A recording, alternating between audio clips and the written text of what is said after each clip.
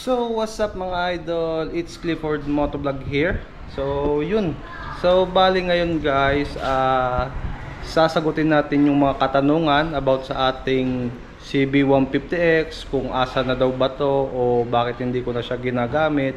So ngayong vlog guys ay sasagutin ko yan. So before ko siya sasagutin guys, bubuhayin muna natin yung CB150X natin kasi matagal-tagal ko na tong hindi napapaandar. Siguro mga mahigit 3 buwan o 4 na buwan hindi ko talaga siya napapaandar guys, sobrang stock. Kung sa ano, garage queen talaga tong motor na to. So yun, napahin natin, tara. So guys, may Rider 150 pala dito. Sa mga gusto, benta na natin to. Sinisibak na sniper eh. Hindi, joke lang.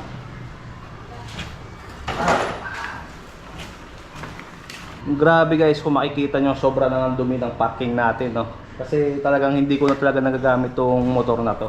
Namiss ko nga siya gamitin eh. Since babiyahe na naman tayo ng Bicol next week, kailangan natin i-condition tong motor na to para at least all good yung biyahe natin sa long ride, di ba? Medyo bitin nga lang yung ating cover kasi nga ito guys is gamit ko talaga to sa Sniper 155 ko dati. Since pang Sniper 155 nga siya, hindi talaga siya pwede sa malaki ang motor. Since masasayang din naman, kaya ginamit ko pa rin sa ating CB150X.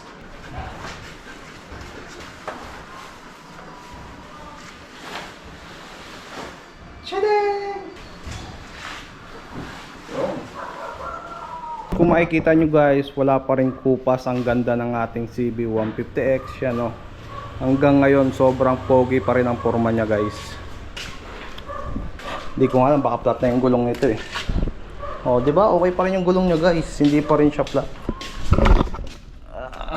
Problema ko nga lang is itong chain natin is medyo pinalawang na. Stainless to guys eh. Oh, di ba? Ha! Ang ingay. Kaya yun. Kailangan ko rin pala mag-order ng chain lube guys kasi nga para dito sa ating kadena. Kailangan din natin siyang linisan kasi puro kalawang na.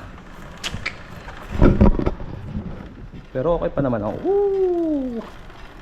Diba? Pogi eh, no? Hindi ko alam kung ano pang mga laman nito dito eh. Walang laman. Meron pa nga. Sabi ko sa inyo, may coins pa. So, bali pala, bago natin buhayin is i-change oil ko muna siya. Kasi nga, matagal na rin siya ng stock. Di natin alam kung okay pa yung oil niya, pero syempre since babiyahe nga tayo ng malayo is i-change oil na rin natin.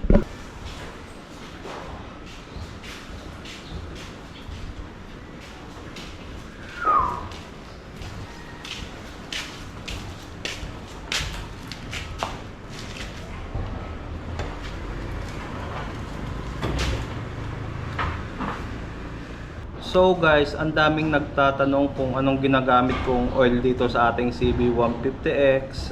Bali yung ginagamit kong oil sa CB150X ay itong Repsol. Yan.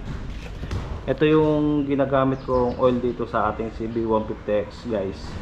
So bali, ito kasing CB150X natin guys is yung capacity ng oil niya is 1.1 liters. So ngayon guys, lagi ako may reservang isa nito kasi nga once na mag-change oil ako is kailangan ng 1.1 liters. Ito kasing isa na to is ano lang siya, 1 liters. Kaya kailangan talaga natin ng extra. Feeling ko kailangan ko talaga tanggalin tong araro na to guys. Kasi nga medyo nahihirapan ako pag ito yung gamit ko pang change oil. And pag ito naman kasi yung ginamit ko na open, tumatama dito sa araro guys. Kaya feeling ko tatanggalin ko muna to. Kasi mahirap na kasi pag pinilit kong ganito, baka bumilog pa siya. Baka mas lalong masira yung motor natin.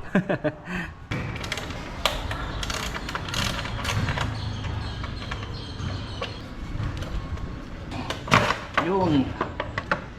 Yan. Oh, di ba? Grabe. Kung makikita nyo guys, sobrang dumi ng makina natin. And especially guys, pag walang araro, sobrang liit ng ating makina. Yan oh. Tignan nyo naman, di ba? Ang liit niya. Parang sa ano lang yung makina natin na RS eh. Pero alam ko may pagkakapareho to sa RS na makina. Since wala tayong special tools, gagamitan natin ng martilyo at open na tools. Hindi ko lang sure kung marami pang oil tong motor natin guys, pero baka wala na. Okay, 1, 2, 3.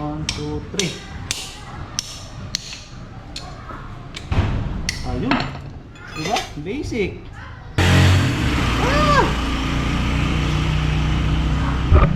Well, kung makikita nyo, medyo okay pa naman yung oil niya. Ayan o, kung makikita nyo sa kamay, hindi pa naman talaga siya ganong kaitim.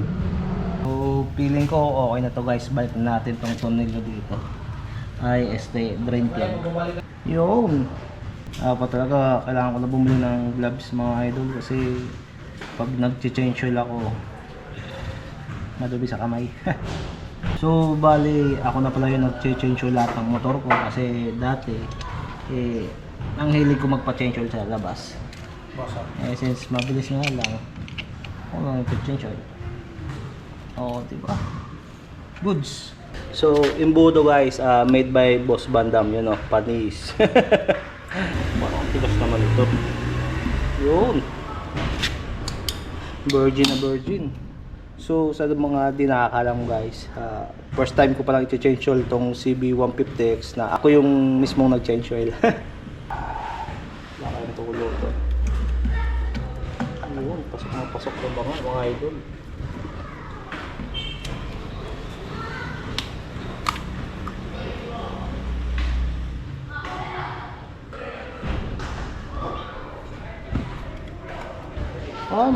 Diretso na pala siya guys. Ayan o, hindi na pala kailangan ng imbudo. Ayan o. Kumbaga ibubuhos mo na lang pala. Visit yan. Kakahanap ko pa nitong imbudo na to. Hindi naman pala kailangan na. Wala bang tapon? Di ba? Ang bilis lang. Grabe kung makikita nyo yung makina ko guys. Sobrang brand new pa talaga. Ayan o. Alam mo yung kumikinang-kinang pa sa pagka-silver niya. Sobrang kinis ng motor na to guys. Well, yung isa ko rin nga ang R15 na naibenta. Grabe, sobrang solid pa ng makina nung guys. Kahit yung makina nun talagang yung kulay ng makina niya pag linabas niya sa kasa halos ganun guys.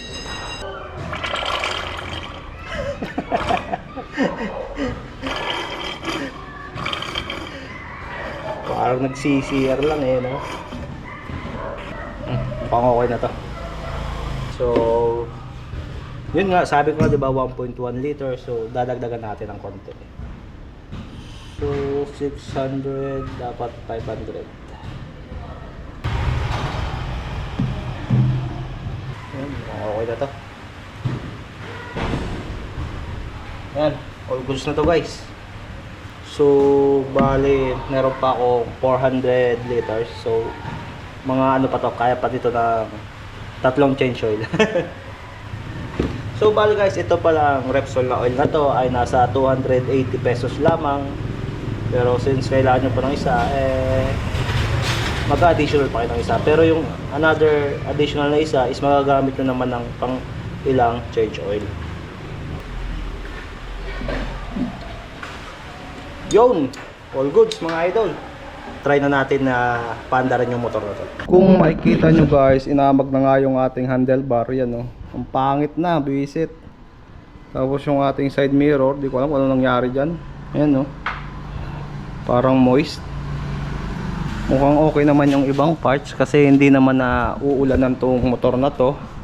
Kumbaga, stock lang talaga siya guys. Yan. O, diba? Pero baka pinturahan ko rin muna to bago ako bumiyahe ng vehicle guys para madating. Poging-pogi pa rin mga idol. 'Di ba? Sheesh. So guys, di ko lang alam kung aandar to or lowbat yung battery. Well, nag-on naman siya. So, try natin. Yun, goods pa rin guys. One click pa rin kahit pa paano. So, ipa-circulate muna natin yung oil nya. Pogi oh. Sheesh! Sabayan pa ng dalawang sasakyan natin. Sheesh! All white lovers, baby. So guys, since tuyong-tuyo yung ating kadena, gagamitan muna natin itong oil, di ba? Temporary lang kahit paano maging smooth siya. Kasi kung makikita nyo, grabe na yung kalawang. Yun, di ba? Paliguan natin kahit konti.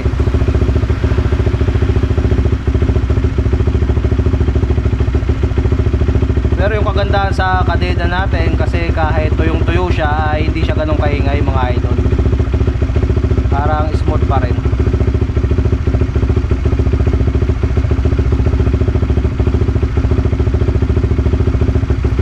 Yan, okay na ata yan.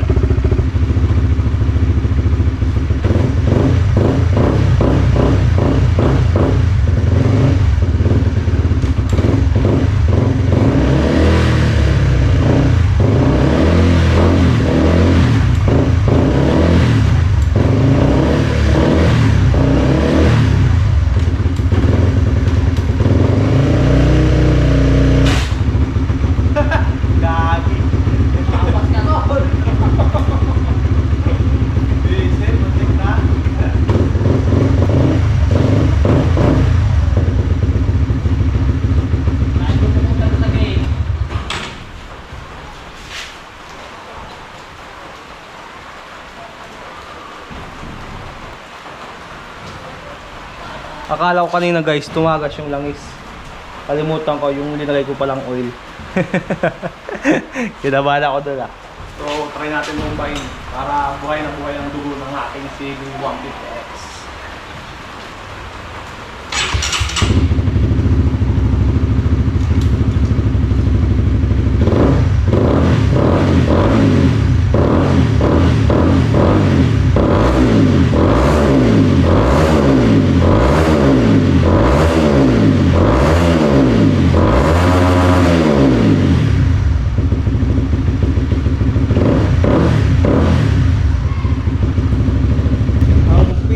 Main reason kung bakit hindi ko nagagamit tong CB150X ay yung kanyang kulay.